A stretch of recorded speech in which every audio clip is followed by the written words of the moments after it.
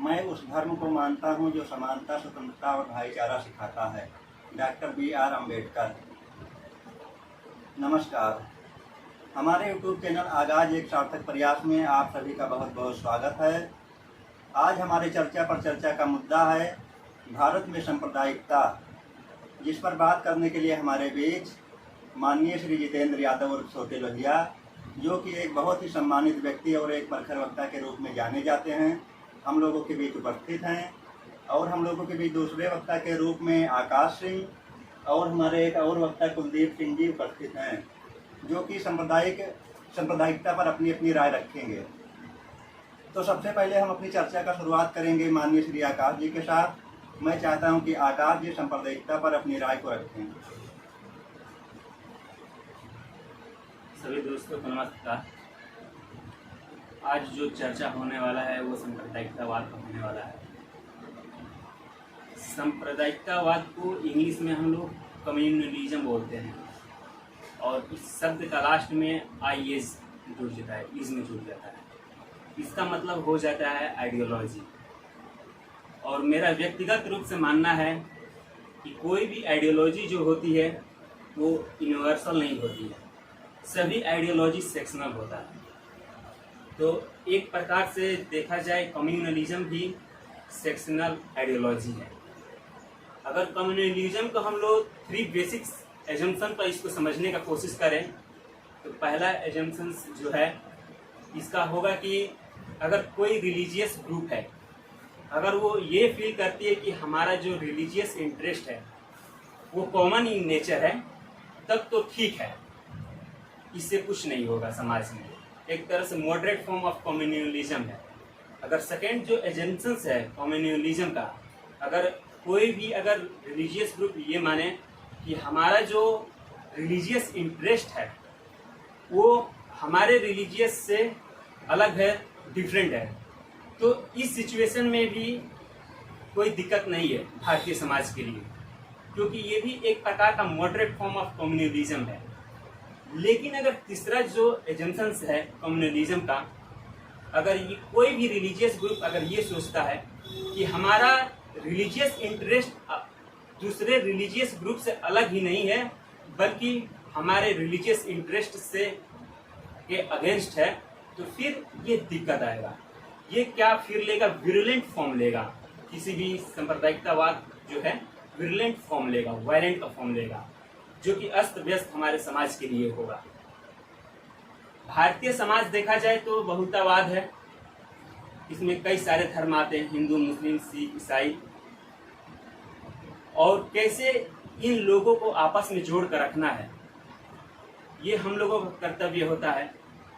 लेकिन देखा जाए सांप्रदायिकतावाद का अगर फैलाव मेनली रूप से ब्रिटिश राज में होता है।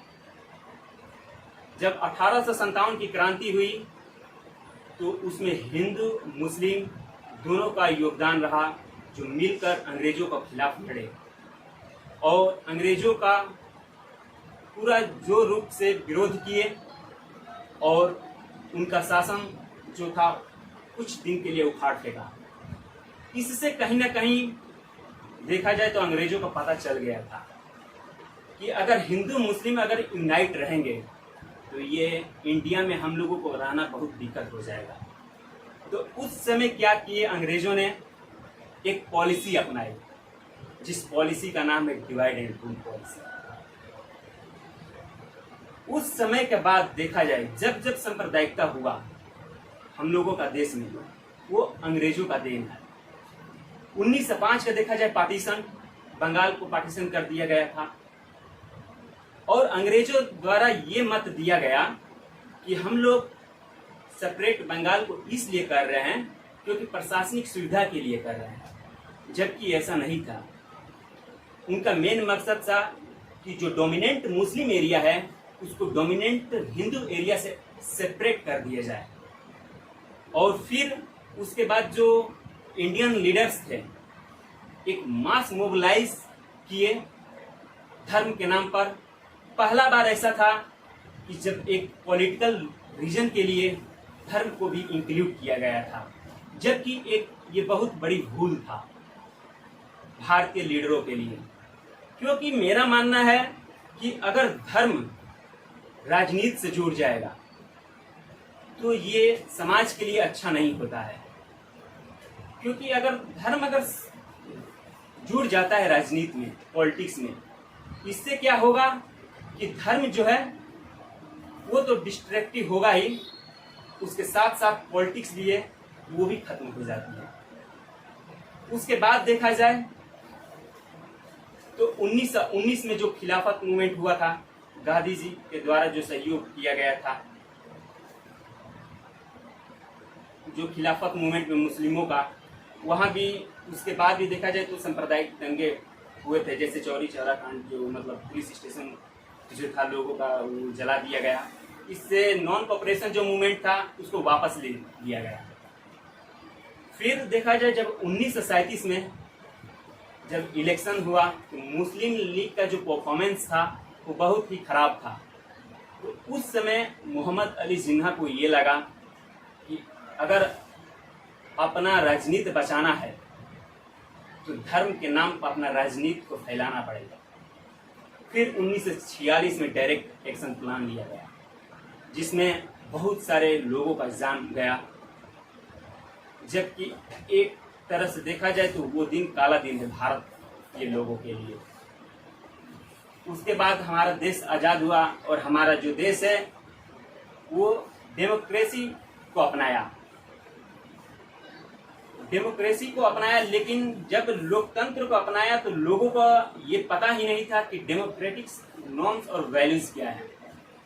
और जो हमारे लीडर्स हैं वो लोगों को समझा भी नहीं पाए कि डेमोक्रेटिक्स का जो नॉर्म्स और वैल्यूज हैं क्या हैं।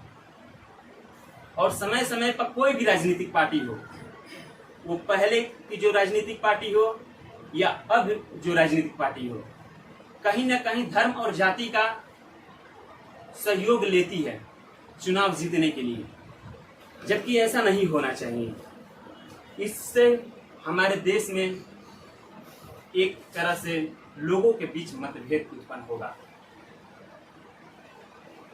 और भी जो कारण है सांप्रदायिकतावाद का देखा जाए तो जाति के आधार पर भी होता है, जब सोशल इकोनॉमिक आधार पर भी होता है। लेकिन यहाँ मेन मकसद है कि इसको कैसे निपटा जाए। इसका निपटने का यही तरीका है कि जो मीडिया अभी हिंदू मुस्लिम कर दिखाती है, जो सेपरेट करने की बात करती है, उसके जगह दोनों का कल्चर दिखाया जाए कि क्या हिंदू मुस्लिम का कल्चर रहा हो, दोनों का कॉमन हो। जैसे कि 1857 की जब क्रांति हुई तो हिंदू मुस्लिम का दोनों का योगदान रहा, दोनों यूनाइट होकर लड़े। इससे क्या होगा, अगर मीडिया ये दिखाती है लोगों के बीच में, इससे कहीं ना कहीं यूनिटी और इंटीग्रिटी जो है भारतीय का वो सुरक्षित रहेगा। और भी भाईचारा का जो है लोगों का प्रयास करना चाहिए, व्यक्तिगत रूप पर कैसे भाईचारा को बढ़ाया जाए, कैसे प्रेम आपस में लाया जाए, सहयोग किया जाए। और तीसरा देखा जाए पॉइंट ये भी हो सकता है कि एक व्यक्तिगत रूप पर, इंडिविजुअल रूप पर आप एक दूसरे कम्युनिटी या रिलीजन्स जो है उसको रिस्पेक्ट कीजिए। अगर आप हिंदू हैं तो अदर जो रिलीजन्स हैं, मुस्लिम, सिख, ईसाई, उसको रिस्पेक्ट कीजिए। अगर मुस्लिम कोई है तो हिंदू रिलीजन्स को रिस्पेक्ट करें। इससे क्या होगा कि एक भाईचारा बढ़ेगा लोगों में। और भी पॉइंट हो सकते हैं अगर इसको टैकल करना है, अगर कम्युनलिज्म को, ये हो सकता है कि अगर कोई भी रिलीजन के आधार पर अगर पार्टी बनी है तो उसको बैन कर दिया जाए। और जो गवर्नमेंट है, गवर्नमेंट को भी एक तरह से और सहिष्णु होना पड़ेगा इस चीज को टैकल करने के लिए। Thank you to all of you. माननीय आकाश जी का बहुत बहुत धन्यवाद। जैसा कि आकाश जी ने बताया कि जो सांप्रदायिकता का उग्र चरण होता है, लाट चरण होता है, वो समाज के लिए सबसे घातक होता है।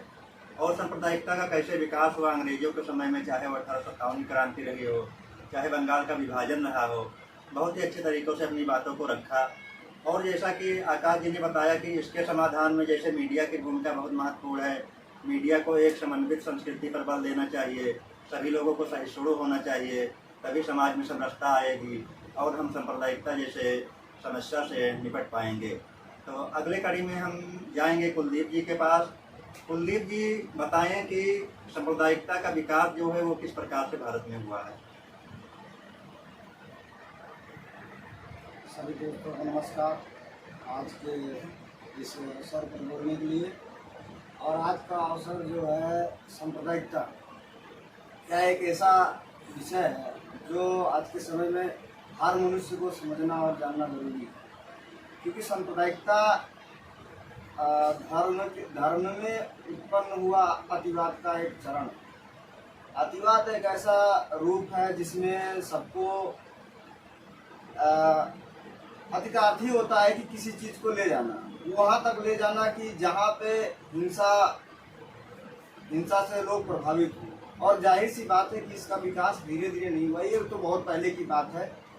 और धर्म और जाति, धर्म जाति का इस समय बोलबाला चल रहा है, मगर धर्म में सांप्रदायिकता आ रही है। जैसा कि दोनों तरफ से देखा जा रहा है, हिंदू भी अतिवाद कर रहा है, मुसलमान भी अतिवाद कर रहा है, परंतु देश की जो विकास का गलियारा तय होता है ना, ये दोनों एक साथ में मिलकर अगर काम करेंगे तभी विकास का गलियारा तय होगा। सोचो कि एक तरफ अगर क्या बोलते हैं, मुसलमान बोलेगा कि हमारा बस चले, हिंदू बोलेगा हमारा बस चले, तो जाहिर सी बात है कि फिर वही अंग्रेजों की हालत होगी कि 1905 का विभाजन भारत में हुआ और यहाँ भी होने की तैयारी मान लीजिए। परंतु इसे ख़त्म करने के लिए एक बहुत पहले किसी लेखक का एक लाइन है, मजहब नहीं सिखाता आपस में बैर रखना। मगर इस चीज़ को तो सब लोग कहते हैं, जितने भी सामाजिक विद्वान हैं या अन्य नेता लोग या मीडिया के जितने भी सहकर्मी हैं, वो सब इस चीज़ को बोलते हैं, परंतु वो कैमरा के सामने बोलते हैं। वो समाज के सामने नहीं आके ये बोलते कि मजहब नहीं सिखाता आपस में बैर रखना। तो ये दोनों लोग क्यों लड़ते हैं? इसका कारण कहाँ है? इसका कारण है कि राजनीतिक पार्टियां हैं, और राजनीतिक पार्टियां समय समय पर वो अपना चाल चलती रहती हैं, जिसमें सारे लोग हिंदू मुसलमान सिख ईसाई सब लोग पिसते रहते हैं। वो चाहे 83 का दंगा हो, चाहे 93 का दंगा हो, जिसमें आपका दिल्ली प्रभावित रहा है, गोधरा प्रभावित रहा है, मेरठ प्रभावित रहा है, आदि आदि स्थानों पर हिंसाएं होती रही हैं। अभी कुछ दिन पहले ही हरियाणा के नूह में हिंसा हुई, जिसमें दोनों पंथ उग्र होकर लड़ाई की, और उसमें प्रभावित कौन से लोग हुए? जिन्होंने उस दंगे में भाग नहीं लिया। मारे हुए लोग जा रहे हैं जो दंगे को ही समझ नहीं पा रहे कि दंगे का अर्थ क्या होने जा रहा है। क्योंकि 1947 के भारत का विभाजन हुआ, उसमें ढेर लोग कहते हैं कि उसमें सांप्रदायिकता ज़्यादा थी, परंतु उसमें एक व्यक्ति था जिसने इस लड़ाई के खिलाफ लड़ रहा था, और वही अकेला व्यक्ति था जो सांप्रदायिकता को खत्म करने के लिए हर मुमकिन प्रयास कर रहा था, यहाँ तक कि अपने को बलिदान करने के लिए भी उतावला हो गया, और अंत में उसको बलिदान मिला भी। वो थे महात्मा गांधी, जो नुआखली बेलिया घाटा में उस समय अनशन कर रहे थे कि दोनों संप्रदाय एक हो जाएं। जो चीज़ें हो गई, परंतु ये जो सांप्रदायिकता का लहर फैला रहे हो, इसमें कुछ लोग ही नहीं, इसमें पूरा समुदाय, इसमें पूरे देश की जनता, समाज, संस्कृति सबका तहस नहस हो रहा है। परंतु आज के समय में चीज़ें नहीं, उसको लोग नहीं समझ पा रहे हैं। लोग कहते हैं मुसलमान गलत है, मुसलमान कहता है हिंदू गलत है। दोनों को ये नहीं समझ में आ रहा है कि ये दोनों हो कहाँ से रही हैं, त्रुटियाँ आ कहाँ से रही हैं। दोनों का ही सिद्धांत, मुसलमान का सिद्धांत है कि प्रेम, अहिंसा, सत्य का पालन करना, और झूठ की चीज़ें, उसमें तो सबसे ज़्यादा परहेज है कि झूठ, परंतु वहाँ झूठ कौन फैला रहा है? हिंदू में क्या है? हिंदू में भी वही है, कामन है, दोनों में संगीत राग एक ही है, उसमें कीर्तन है, उसमें भजन है, तो सब में सबकी समानता है, बोली भाषा सभी एक है। तो अंतर कहाँ आ रहा है? अंतर यही आ रहा है कि लोग समझ नहीं पा रहे हैं कि हमारा धर्म क्या है। धर्म का अर्थ वही होता है कि नैतिकता के साथ मनुष्यता का पाठ पढ़ना, परंतु लोग इस चीज़ को नहीं पढ़ पा रहे हैं, लोग इस चीज़ को नहीं समझ पा रहे हैं, जिससे समाज में विसंगतियाँ पैदा हो रही हैं। और विसंगतियों का खात्मा हर व्यक्ति को सामने आकर जो पढ़ा लिखा समुदाय है, जो समझदारी के साथ पढ़ा लिखा है। ये नहीं कि क्या बोलते हैं पढ़ा है तो परंतु अपना ही एक तर्क समझता है कि हमारा ही धर्म सबसे अच्छा है, हमारा धर्म सबसे अच्छा है, हमारा धर्म सबसे अच्छा है। अगर ये तरीके से अगर क्या बोलते हैं समाज में आएगा और समाज में सोचेगा कि हम क्या बोलते हैं ये सांप्रदायिकता को खत्म करेंगे, तो वो जाहिर सी बात है नहीं खत्म हो पाएगी। अगर इसे खत्म करना है तो उनको आना पड़ेगा, दोनों पक्ष को समझना पड़ेगा कि मैटर किस तरफ से हो रहा है। सोचो कि एक हाथ से कभी तालियां बजती हैं, कभी नहीं बजती, उसका बजाने वाला कोई और भी है। जैसे कहावत एक ही है कि क्या बोलते हैं, जेका केहू कुछ काम ना मिले ना तो वो बैठ के चार बातें करे, और वही चार बात समाज को हिंसा की ओर अग्रसित कर रही है। वही चार बात करने वालों को ढूंढिए और इस समस्या से निदान लीजिए। उनको ये पकड़िए कि क्या बोलते हैं वो गलत क्यों फैला रहे हैं, गलत हो क्यों रहा है। उनको तो मलाई मिल रहा है खाने के लिए, तुम्हें क्या मिल रहा है। जैसा कि अभी पोस्टर वायरल हुआ था गोधरा कांड में, एक मोची था और वो जिसे वो गोधरा कांड का पोस्टर वार भी कहा जाता है। जाहिर सी बात है वो कहीं कहीं दिखता है, एक हाथ में तलवार एक हाथ में झंडे लिए हुए, सनातनी झंडा लेके, और आज वो क्या कर रहा है कि मोची का काम कर रहा है। तो उससे पूछा गया, मीडिया ने पूछा कि तुम्हें क्या लाभ मिला, तो उसने कहा कि मुझे कुछ लाभ नहीं मिला उनको जो पार्टी के हेड थे। तो समझना पड़ेगा, मुसलमान आपको भी समझना पड़ेगा, हिंदू आपको भी समझना पड़ेगा। धर्म एक ऐसा चरस है जिसमें आप व्यक्ति अगर पढ़ता है ना तो उसका जिंदगी नाश हो जाता है। समाज तो नाश हो ही रहा है, जिंदगी भी खुद की नाश हो जाती है। जाहिर सी बात है कि उससे निकलिए और समाज को एक नया रूप देने का प्रयास करिए। जैसा कि भारत को कहा जाता है कि विश्वगुरु सिर्फ हिंदू का ही नहीं है, विश्वगुरु दोनों कमेटी को मिलने से बनेगा। अगर दोनों कमेटी अगर साथ में आएंगी, दोनों में वही शिक्षा है, दोनों में वही चीजें हैं, दोनों में एक ही समानता की बात करता है कि मनुष्यता की राह पे चले, तो जाहिर सी बात है कि दोनों लोग मिलिए तभी भारत विश्वगुरु बनेगा। और विश्वगुरु ऐसे नहीं बन जाएगा, उसमें सबका संकल्प आना चाहिए कि हम हैं तो यहाँ पे गलत हो रहा है तो यहाँ पे बोलना पड़ेगा। वो चाहे आपकी रोटी कटे या आपकी जो भी चीजें हों उसमें, उसको आपको समझना पड़ेगा और आगे के लिए राजेश जी। कुलदीप जी का बहुत बहुत धन्यवाद। कुलदीप जी ने बहुत अच्छे से सांप्रदायिकता के बारे में अपने विचार रखे हैं और इन्होंने कहा कि जिस प्रकार से राजनीतिक पार्टियां सांप्रदायिकता को बढ़ावा देती हैं वोट हासिल करने के लिए, या फिर कुछ लोग हैं जो धर्म के नाम पर अफवाह फैलाते हैं, तो लोग उन अफवाहों से बचें और धर्म के सही मायने में क्या अर्थ हैं उन पर मतलब उसको समझकर उसके बाद में ही आचरण करें। और साथ ही साथ कुलदीप ने यह भी बताया कि जिस प्रकार से लोग मंदिर और मस्जिद के नाम पर लड़ जाते हैं तो क्योंकि उनको धर्म का सही ज्ञान नहीं होता, उनको जो है मानवता का क्या धर्म है, इंसानियत क्या है, इन सब पर ध्यान देकर ही आगे बढ़ना चाहिए और जिससे कि समाज जो है एक प्रगतिशील समाज बने। इसके बाद मैं जाना चाहूँगा अपने अगले वक्ता जितेंद्र यादव और छोटे लोहिया जी के पास, जो कि अपने विचार रखें। बहुत बहुत धन्यवाद राजेश, सभी को बहुत बहुत धन्यवाद। सबने बहुत अच्छा बोला सांप्रदायिकता पर। और अब हम सांप्रदायिकता पर यही बोलना चाह रहे हैं कि देखिए, सांप्रदायिकता को समझने से पहले संप्रदाय जानना जरूरी है। संप्रदाय हम लोग जानते हैं कि भारत विभिन्न समुदायों का देश है, यहाँ पर अलग अलग संप्रदाय रहते हैं और उसकी संप्रदाय में भी छोटे छोटे मतलब पंथ लोग भी हैं और छोटी छोटी विचारधारा भी है, इसमें विभिन्न जातियाँ भी हैं। तो मुख्य रूप से अगर देखने में मोटे तौर पर तो जैसे हिंदू है, हिंदू विभिन्न जातियों में बटा हुआ है और ये इसमें अलग अलग जातियाँ हैं और सबकी अपनी अपनी एक विचारधारा है, सोच है। तो ये एक पक्ष हो गया हिंदू का। मुसलमान हो गए, एक सिख हो गए, एक ईसाई हो गए। तो भारत जैसे माना जाता है कि हिंदू, मुस्लिम, सिख, ईसाई, पारसी आज विभिन्न मतलब धर्मों का देश है। तो इसमें क्या हो जाता है, सांप्रदायिकता कहाँ से आती है? सांप्रदायिकता आ जाती है जब एक संप्रदाय अपनी विचारधारा को, अपनी जीवन शैली को और क्या कहते हैं अपनी परंपराओं को कट्टरता से पालन कराना चाहता है और उसको भी लागू कराना चाहता है बिना दूसरे पक्ष को देखे हुए। तो यहीं से सांप्रदायिकता बढ़ जाती है, क्योंकि आप दूसरे की आज़ादी, दूसरे की स्वतंत्रता पर अंकुश लगाने की कोशिश करते हैं ज़बरदस्ती। ये राजनीतिक रूप से भी होता है, आर्थिक रूप से भी होता है और सामाजिक रूप से भी होता है। और जब इसमें एक दूसरे के प्रति कट्टरता बढ़ जाती है तो ये हिंसात्मक रूप हो सकता है और कट्टरता हो जाती है इसमें। और लोगों के बीच में मतलब बहुत दूरियां बढ़ जाती हैं, अलगाव हो जाता है, जो किसी भी देश के लिए ठीक नहीं है, ना उसके विकास के लिए सही है, ना मानव सभ्यता के लिए सही है। अब रही बात भारत में सांप्रदायिकता, तो भारत में सांप्रदायिकता ये इतिहास में भी रहा है और वर्तमान समय में भी देखा जा रहा है। इतिहास में हम जाएँ तो देखें कि शुरुआत में जब भारत में सांप्रदायिकता तो जातिवाद शुरुआत हुई, लेकिन सांप्रदायिकता शुरुआत में नहीं थी। अगर धीरे धीरे देखा जाए तो अगर आना शुरू हुआ तो मौर्य समाज काल में वहाँ भी सांप्रदायिकता को कंट्रोल किया गया। फिर अशोका आए, उन्होंने काफ़ी उसने सांप्रदायिकता पर कठोर मतलब मजबूती से अपना मतलब बढ़ने नहीं दिया, उसको कंट्रोल रखा। अकबर देखा गया, अकबर के समय भी उन्होंने सांप्रदायिकता को काफ़ी कंट्रोल किया। लेकिन जब औरंगजेब आए तो हिंदू मुसलमान इसमें मतलब भेदभाव बढ़ने लगे थोड़ा थोड़ा मुगल काल में। उसके बाद जब अंग्रेज़ आ जाते हैं तब वो बांटो और राज करो की नीति के तहत सांप्रदायिकता को बढ़ावा देते हैं।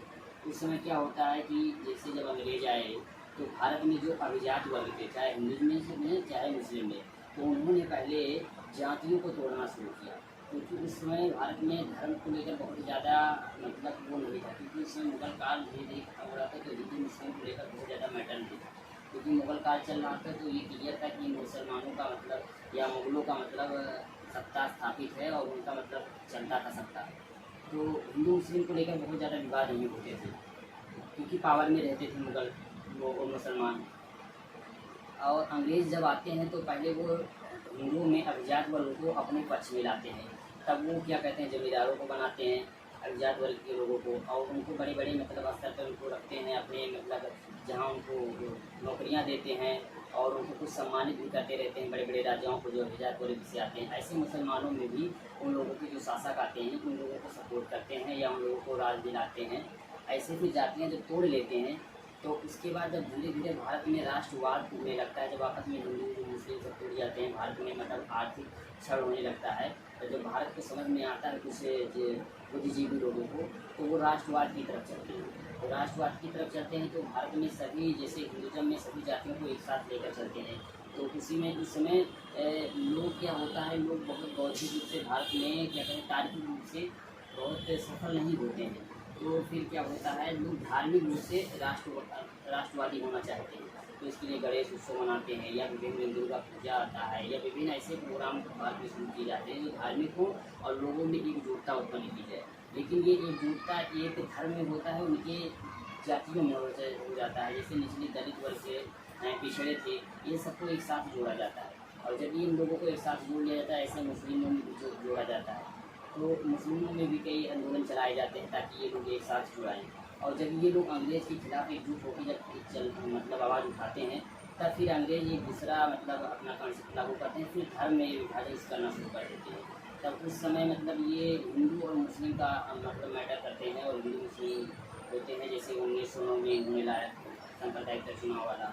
फिर उसके बाद क्या कहते हैं, ये सिखों में वालों में और क्या कहते हैं दलितों के लिए अलग से चुनाव की व्यवस्था करने की बात करने लगते हैं और आपस में लोगों को अलग करने की कोशिश करते हैं। तो यहाँ से लोगों को तार्किक रूप से थोड़ा थोड़ा लोगों के ऊपर नीचे मतलब भेदभाव हुआ रहता है, तो उसी को लेकर लोग बढ़ावा देते हैं और यहाँ सांप्रदायिकता का एक रूप ले लेता है धीरे धीरे और बढ़ते चला जाता है। और इसका यही कारण रहता है कि 1947 में भारत का जब बंटवारा होता है तो सांप्रदायिकता के कारण मेन कारण रहता है, जिसमें बहुत लोगों की जान माल की हानि होती है। क्या अब भारत का जैसे हम देखें सांप्रदायिकता के कारण भारत का बंटवारा हो जाता है। फिर उसके बाद भारत में जातियों को लेकर भी विभिन्नताएँ बहुत ज़्यादा, भाषा को लेकर भी विवाद होने लगता है। और इसी के देखते हुए 62 से लेकर 65 तक भारत में खूब दंगे होते हैं। और फिर यही सांप्रदायिकता का कारण रहता है कि 75 में 85 में दंगा होता है सिखों को लेकर, 89 में कश्मीरियों को हटाया जाता है। फिर 2002 में 3 में फिर मुजफ्फरपुर दंगा देखें, गुजरात का दंगा देखें, ये सब सांप्रदायिकता के ही कारण रहे हैं जो हमारे इतिहास में रहे हैं। वर्तमान समय में भी सांप्रदायिकता का कारण यही रहा है कि आज हिंदू मुस्लिम में इतना मतलब तनाव हो गए एक दूसरे के बीच में कि लोग मतलब किसी सही पक्ष को जानना समझने की मतलब सोच ही नहीं रखते हैं। अगर कोई बात हिंदू पर आ जा रही है तो किसकी गलती है, किस पक्ष की गलती है, किस कम्युनिटी की गलती है, उस पर ध्यान नहीं दे रहे। लोग मतलब बिना आवाज़ एक तरफा उठा देते हैं। इससे क्या हो जा रहा है, एक समाज दूसरे समाज पर मतलब कभी यहाँ हावी हो जाते हैं, कभी वो लोग हावी हो जाते हैं और इस पर धार्मिक रूप से हिंसा भारत में बढ़ती जा रही है। तो वैश्विक स्तर पर भी देखा जा रहा है तो भारत का रैंक सांप्रदायिकता के रूप में काफ़ी बढ़ता चला जा रहा है कि भारत में बहुत ज़्यादा सांप्रदायिकता होने लगी है, जो देश के लिए सही नहीं है। और वैश्विक स्तर पर भारत में जो छवि अगर मतलब अच्छा बनाना है, भारत को एक विकासशील देश की तरफ ले जाना है, आर्थिक रूप से भारत को मजबूत करना है, तो दूसरे देश के लोग आपके यहाँ तभी आर्थिक रूप से जुड़ेंगे और सामाजिक रूप से, जब आपके यहाँ सांप्रदायिकता खत्म होगी। क्योंकि सांप्रदायिकता में लोगों को जान मान की हाल ही नहीं होती है, मतलब आर्थिक रूप से भी डर रहता है, जान मान का भी हाल रहता है, और कई कारण और भी रहते हैं जिसके लिए उस देश से या उस समाज से जुड़ना नहीं चाहते। इसलिए हम यही सुझाव रहता है हम लोगों का या देश की तरफ से यही रहेगा कि सांप्रदायिकता की तरफ उसको ख़त्म किया जाए और जितना हो सके उतना हिंदू मुस्लिम या एकता की तरफ, भाईचारा की तरफ बढ़ावा दिया जाना चाहिए। धन्यवाद।